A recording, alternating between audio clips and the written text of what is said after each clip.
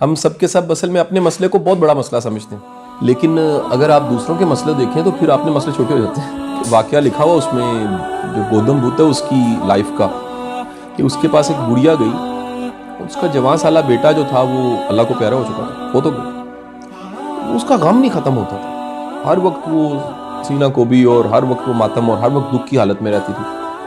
تو گوتم کے پاس جب وہ گئی تو گوتم نے اسے ایک برتن دیا، برتن دے کے کہا کہ مائی یہ جاؤ اور پورے شہر میں اس گھر سے گندم کے دانے لے کر آ جاؤ جس گھر میں کبھی مرگ نہیں ہوا، وہ مرے نہیں۔ تو وہ کو 2-3 دن بعد جب پلٹی تو دانے کوئی نہیں تھے، لیکن مطمئن بڑی تھی۔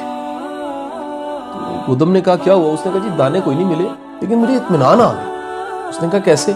اس نے کہا میں جہاں گئی ہوں وہاں مرگ ملی تھی، کوئی نہ کوئی اللہ کو پیارا ہوا تھا۔